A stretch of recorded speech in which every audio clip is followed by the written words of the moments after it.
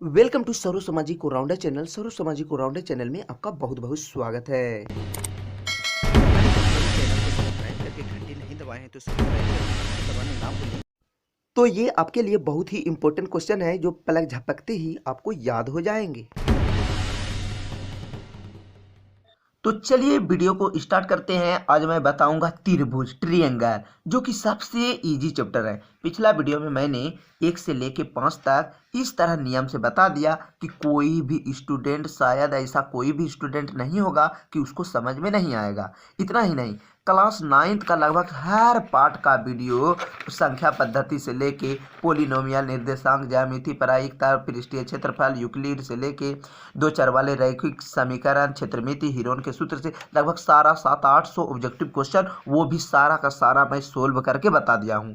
ताकि ऐसा ना हो सके कि ये क्वेश्चन बता दिए इसको छोड़ के बना लेना है, नहीं, मैं सारा का सारा सोल्व किया हूँ ताकि ये सवाल और ये कमेंट ना आए कि ये क्वेश्चन बता दीजिए या ये क्वेश्चन क्यों नहीं बताएं, नहीं सकते हैं, इसलिए ऐसा नहीं होना चाहिए। और कुछ एक लड़का ने कमेंट कर दिया था कि ये क्वेश्चन आप क्यों नहीं बताएं, शायद आप नहीं सकते हैं। तो ऐसा कमेंट करने का तरीका नहीं हुआ, क्योंकि मैं 9th का, 10th का, 11th का, 12th का कोचिंग चलाता हूँ। बीए का ऑनर्स पेपर का, जो भी मैथ ऑनर्स करता है उसका भी मैं उसका वीडियो बनाता हूँ, जो आता है पूछने के लिए उसको भी बताता हूँ। तो ऐसा सवाल नहीं करना चाहिए। मैं आज नया नहीं, मैं लगभग 8-10 वर्षों से कोचिंग में पढ़ा रहा हूँ।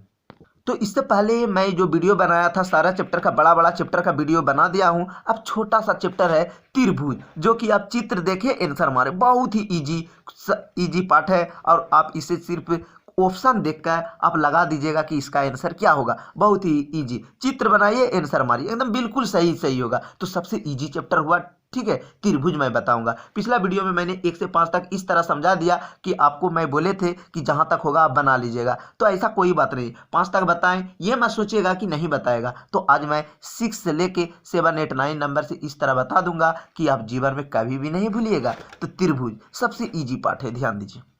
अगर मैं बताऊंगा तो ये सब हिसाब तो समझ जाइएगा, अगर दूसरा हिसाब दे दिया तो आपका गलत हो जाएंगे। इसलिए 2 मिनट कुछ नियम बता देंगे, नियम आप समझ लीजिएगा तो दुनिया का कोई भी हिसाब आ जाए। अगर आप नियम जान जाइएगा, मान के चलिए आप जोड़ घटाव बनाने जानते हैं, कोई भी जोड़ घटा दे दिया तो आप बना दीजिएगा। इसी प्रकार इसका नियम सीख जाइएगा तो कोई भी हिसाब बना दीजिएगा, ठीक है।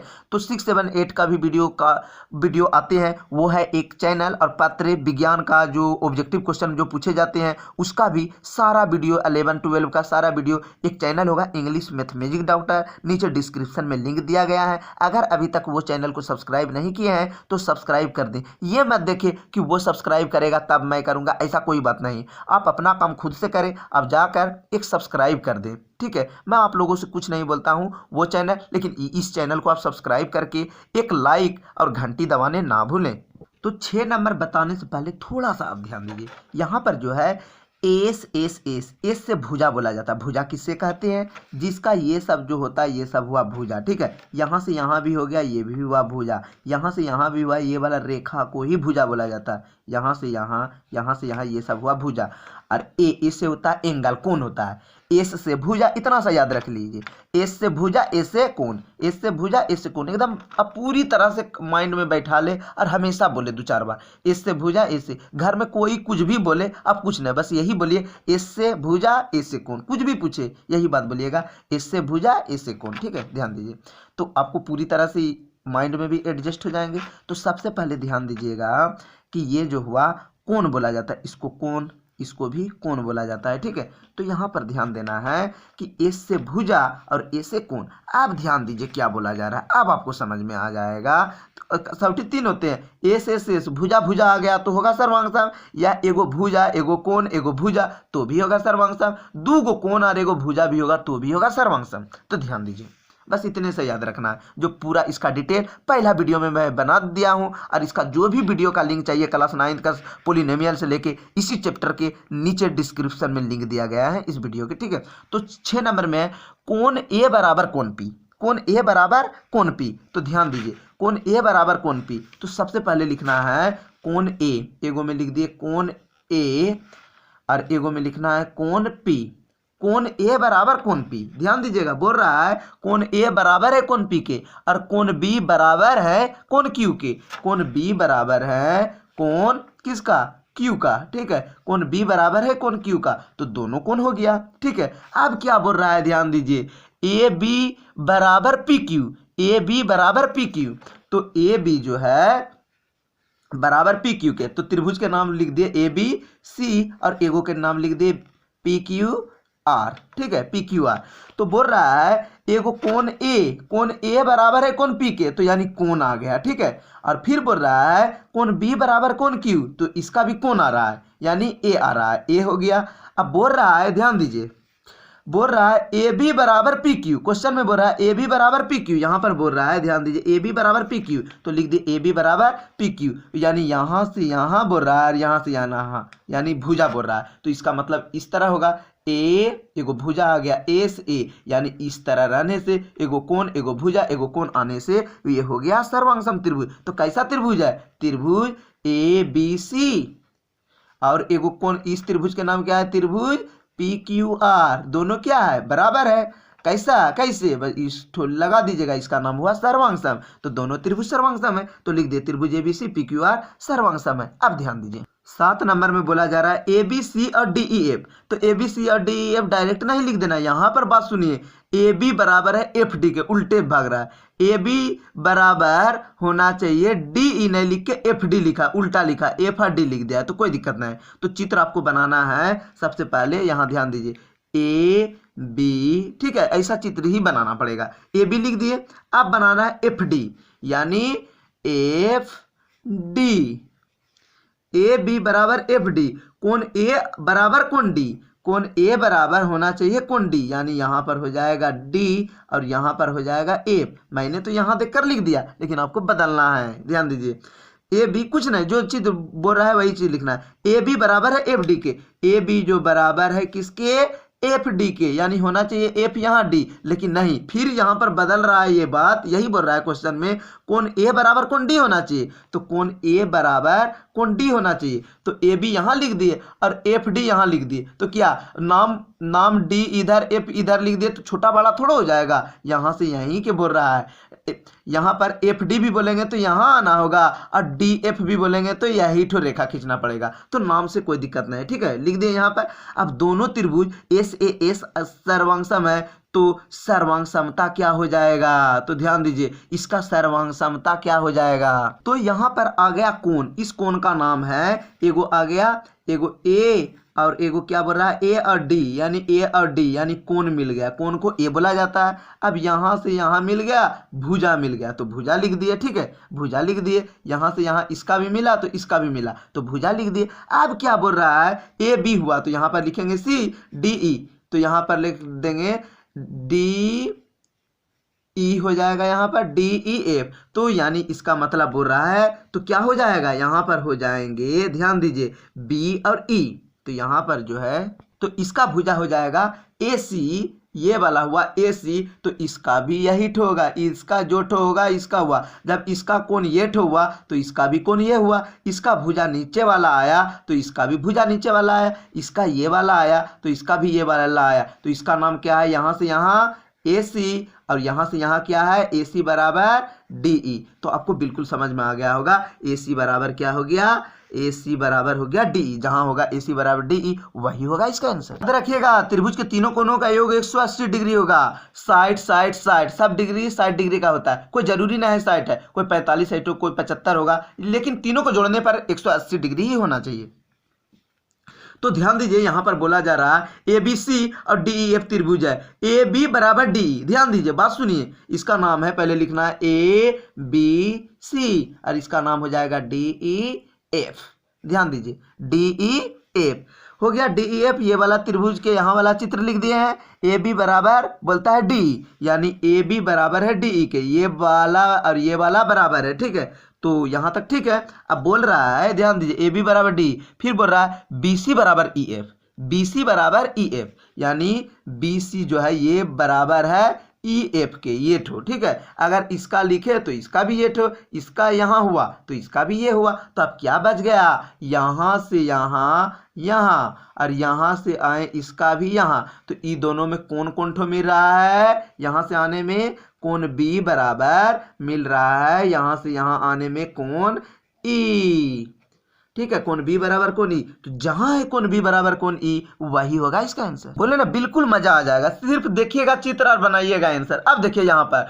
दो त्रिभुज की सर्वांगसम, कौन है त्रिभुज की सर्वांगसम है? सर्वांगसम का नियम मैंने क्या बताया हूँ, ध्यान दीजिए कि 3 गो भुजा मिल जाना चाहिए, या एगो कोण 2 गो भुजा, या 2 गो कोण 1 गो भुजा, तभी होते हैं सर्वांगसम। तो ध्यान दीजिए ये 18 है तो ये है 3, इसका तो नहीं मिल रहा है। ठीक है, कम से कम क्या मिलना चाहिए, 3 गो मिलना चाहिए, लेकिन एगो कोण मिलना चाहिए, 2 गो भुजा तो भी मान जाएंगे, 3 गो भुजा भी रहेगा तो भी सर्वांगसम होगा, एगो कोण एगो भुजा एगो कोण भी रहेगा तो भी होगा। तो ध्यान दीजिए इसका क्या है, ध्यान दीजिए इसका क्या क्या मिल रहा है, नहीं इसका कुछ मिल ही नहीं रहा है। यहाँ 18 है तो ये 3 हो जाता है, ये 24 है, नहीं मिल रहा है। ध्यान दीजिए इसका देखते हैं, हाँ इसका 4 मिल रहा है तो इसका भी 4 मिल रहा है। तो ध्यान दीजिए इसका 4 मिल रहा है तो इसका भी 4 मिल रहा है, यानी कि ये इसका नाम है भुजा, इसका भी नाम है भुजा, तो एस मिल गया। अब ध्यान दीजिए इसका कोण मिल रहा है, इसका भी कोण मिल रहा है, यानी ए भी मिल गया। ठीक है, ए भी मिल गया। अब कुछ तो है ये ना है, ये भी नहीं होगा, कम से कम 3 को मिलना चाहिए। इसका ध्यान दीजिए इसका 4 आया तो इसका भी 4 आया, ऐसा गया। ठीक है, ऐसा गया। अब ध्यान दीजिए इसका 4 आया, इसका 50 है तो इसका भी 50 है, यानी ए आ गया। ठीक है, अब इसका 2 है तो इसका भी 2 है, तो यानी 2 जो है कहाँ है, यहाँ से यहाँ, यहाँ से यहाँ, इसको बोला जाता है एस। तो S A S, S A S क्या है, त्रिभुज की सर्वांगसम होती है। मैंने बोला कि ये तीनों त्रिभुज की सर्वांगसम होती है। देखिए ये वाला त्रिभुज में है आकृति बीई जो खड़ा है सी ए पर, बीई जो खड़ा है किस पर है, सी ए पर, लंब, इसको लंब बोला जाता है। ठीक है, बीई लंब सी ए, लंब मतलब समझिए खड़ा है, यानी बीई जो ये वाला जो रेखा खड़ा है किस पर खड़ा है, ए सी पर। यानी इस तरह से आप देखिएगा तो आपको बिल्कुल समझ में आ जाएगा कि बीई जो खड़ा है ये वाला रेखा किस पर खड़ा है, सी ए पर खड़ा है। ठीक है, यहाँ पर फिर बोल रहा है जबकि सी एफ जो खड़ा है, ध्यान दीजिए सी एफ जो खड़ा है किस पर है, ए बी पर है, यानी सी एफ जो खड़ा है किस पर खड़ा है, ए बी पर है, यानी बी ए पर खड़ा है। बी ए पर कौन खड़ा है, सी एफ, और बी सी पर जो खड़ा है, बी सी पर जो खड़ा है, ठीक है, बी ई जो खड़ा है, यहाँ से यहाँ ध्यान दीजिए, बी ई जो खड़ा है ये किस पर खड़ा है, इस पर खड़ा है, ये वाला रेखा पर खड़ा है, कौन है, बी ई। यहाँ से आप देखिएगा तो पता चल जाएगा कि इस पर खड़ा है, बी ई खड़ा है सी ए पर या ए सी पर। ठीक है, तो ध्यान दीजिए यहाँ पर बोल क्या रहा है, तो कौन सही होगा, तो बोल रहा है बी ई लंब इस पर खड़ा है तो बी ई बराबर सी एफ है। फिर बोल रहा है बी ई जो बराबर है सी एफ है, बी ई, ध्यान दीजिए बी ई बराबर सी एफ है, यानी ये जितना बड़ा है सी और एफ भी है उतने बड़ा, इसका मतलब बोलने का कारण हुआ बी ई बराबर है सी एफ के, तो बी ई बराबर है सी एफ के, तो इसका मतलब हो जाएगा कौन सही है, यानी कि कौन सा सही हो जाएगा, ये देखिए आया यहाँ से यहाँ कितना जा रहा है, यहाँ से यहाँ आया ए बी, तो यानी कि यहाँ लिख देंगे यहाँ से यहाँ आया ए बी, तो लिख दिए ए बी, और ये ए बी यहाँ से आके यहाँ न आके ये कितना टेढ़ी है कि ये वाला रेखा यहाँ से न आके यहाँ घुर गया। ठीक है, तो इसका नाम क्या हो गया, ए बी ई, तो ए बी ई बराबर क्या हो जाएगा, ई भी तो कम ना है, ई भी यहाँ आया, आना चाहिए सी के पास, घुर गया, कितना ये है तो यहाँ पर आ गया, तो ये भी कम नहीं है, ये भी क्या आएगा, ए से सी आएगा, ए से सी आया, और ये वाला रेखा यहाँ बी के पास नहीं जाके, ये भी तो कम टेढ़ी ना है, ये भी आजकल के कोई किसी से कम नहीं होता है, तो ये भी ए बी ए सी जो आया है यहाँ न आके कहाँ आ गया, एफ पर, यानी ए सी एफ, सी एफ हो गया। ठीक है, ये हुआ सर्वांगसम। अब हो गया सर्वांगसम, वही हुआ ए बी ई और ए C F, A B E और ए सी एफ, यही हुआ इसका आंसर। 11 नंबर ध्यान दीजिए, त्रिभुज ए बी सी सर्वांगसम है पी क्यू आर के। ध्यान दीजिए बोल रहा है त्रिभुज ए बी सी जो है सर्वांगसम त्रिभुज किसका है, पी क्यू आर के, छोटे बना दिया कोई दिक्कत नहीं। ठीक है, पी क्यू आर के सर्वांगसम है, यानी ये 10 है तो ये भी 10 है, मतलब जो है सर्वांगसम मतलब बराबर होना चाहिए जो भी है। कोण अगर इसका कोण है तो इसका भी कोण, इसका भुजा है तो उसका भी भुजा, यानी बराबर होना चाहिए, इसका मतलब बोलने के कारण है सर्वांगसम है। ठीक है, तो ए बी सी और पी क्यू आर क्या बोल रहा है, बिल्कुल यहाँ पर स्पष्ट बोल रहा है कि ये दोनों सर्वांगसम है, इसका मतलब होता है सर्वांगसम है। तो पी आर क्या हो जाएगा, पी आर बोलने के मतलब हुआ कौन कौन त्रिभुज सर्वांगसम है। ध्यान दीजिए यहाँ पर बोला जा रहा है त्रिभुज ए बी सी बराबर यानी सर्वांगसम है त्रिभुज पी क्यू आर के। ठीक है, तो बोला जा रहा है यहाँ पर थोड़ा सा समझिए कि त्रिभुज ए बी सी सर्वांगसम है त्रिभुज पी क्यू आर के। तो पी आर क्या हो जाएगा, यानी पी आर हो जाएगा, पी आर कौन ठो है, ये हुआ यहाँ से पी आर हो जाएगा। पी आर यदि ये ठो लिखेंगे, इसका इधर वाला लिखेंगे तो इसका भी इधरे वाला लिखना है, ये नहीं कि इसका इधर लिखे तो इसका नीचे वाला नहीं, इसका दाहिने साइड वाला लिखेंगे तो इसका भी दाहिने साइड वाला होगा। इसका नाम क्या होगा, ए सी, यानी पी आर जहां पर होगा ए सी वही होगा, यानी पी आर बराबर हो जाएंगे ए सी। ठीक है, अगर बोलता पी क्यू तो हम लिख देते ए बी, तो बोल रहा है क्या पी आर तो लिख दिए ए सी, तो इसका आंसर होगा ए सी, तो इसका आंसर हो जाएगा क्या हो गया ए सी। इसी प्रकार बोल रहा है क्यू आर आर, तो थोड़ा सा ध्यान दीजिए, इस तरह ट्रिक से भी बना दीजिएगा। बोला रहा है क्यू आर आर, तो ध्यान दीजिए ये बोल रहा है क्यू आर मतलब नीचे वाला, तो इसका नीचे वाला क्या है बी सी, तो इसका आंसर होगा बी सी। तो यहाँ पर हुआ क्यू आर, तो इसका आंसर क्या होगा बी सी। इसमें ध्यान दीजिए इसका आंसर है ए बी, तो इसका आंसर क्या हो जाएगा ए बी, यानी ए और बी लिखने बोलता है तो क्या लिखेंगे पी आर क्यू होगा, पी आर क्यू होगा। तो इनमें से क्या हो जाएगा, इसका आंसर है क्यू आर, ध्यान दीजिए इसका आंसर है ए बी बराबर हो जाएगा किसका, यदि ए बी लिखेंगे तो क्या हो जाएगा इधर वाला लिखेंगे तो इसका भी इधर वाला हो जाएगा, क्या हो जाएगा पी क्यू, जो कि पी क्यू नहीं है, यानी इनमें से कोई नहीं। इसका आंसर जो है, यानी इसका आंसर जो दिया गया है 13 नंबर का ए बी के जगह होना चाहिए, क्या होना चाहिए ए बी, ये हुआ तो इसका आंसर होगा पी क्यू ये, तो इसका आंसर पी क्यू नहीं है, इसलिए हो जाएगा इसका आंसर इनमें से कोई नहीं, सिर्फ इसका आंसर बी सी दे दिया है, इसके ये हो, इसका आंसर ए बी जो दे दिया गया है गलत है, इसका आंसर होगा इनमें से कोई नहीं।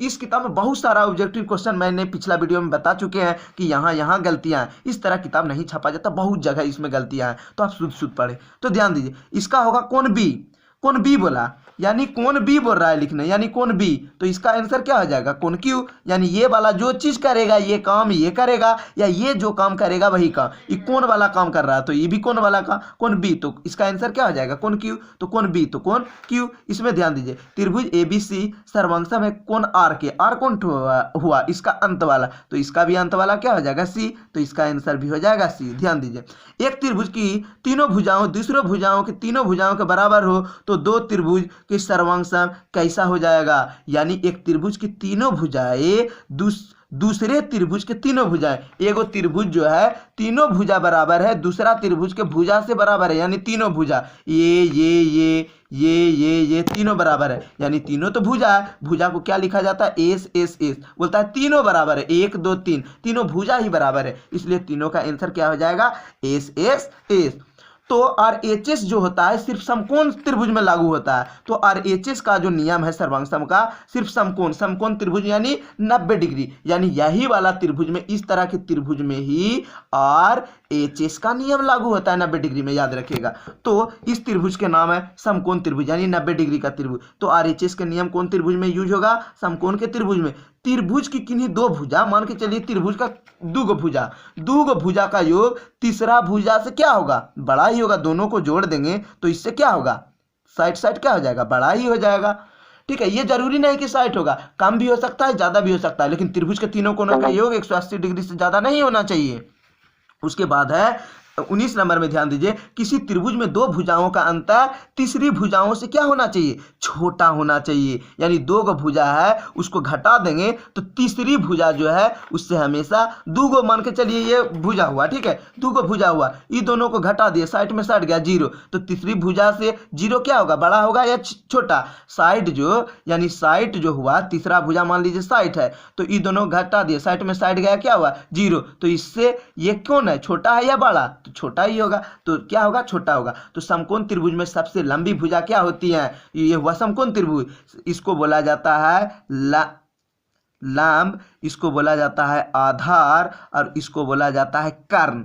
तो समकोण त्रिभुज में सबसे लंबा भुजा, ये तो इतने बड़ा है, ये भी इतने बड़ा है, ये यहां से लेके यहां है। तो समकोण त्रिभुज में सबसे लंबी भुजा क्या होगा, AC। AC का क्या नाम है, कर्ण। तो सबसे लंबी भुजा क्या हो जाएगा, कर्ण। समबाहु त्रिभुज का प्रत्येक कोण, समबाहु त्रिभुज का प्रत्येक कोण, मान लीजिए समबाहु त्रिभुज हुआ, उसका प्रत्येक कोण कितना डिग्री का होता है, सब कोण 60 60 60। तो समबाहु त्रिभुज का प्रत्येक कोण 60 डिग्री का होगा। तो वीडियो काफी बड़ा हो गया, इसलिए मैं वीडियो को यहीं समाप्त करता हूं, और अगला दिन से मैं बताऊंगा 22 नंबर से स्टार्ट करूंगा। मैथ में किसी भी तरह का प्रॉब्लम हो तो आप हमें कमेंट कीजिएगा, और एक सजेशन मिलेगा मोस्ट डेंजरस कोचिंग सेंटर का, उसका सजेशन आप पढ़ लीजिएगा, तो पूरा झारखंड भर में उससे बेहतर सजेशन कोई नहीं दे सकता है। जो नीचे डिस्क्रिप्शन में एक लिंक होगा पिछले साल का, जो रिजल्ट किस तरह का आया है, उसे आप देख ही लें।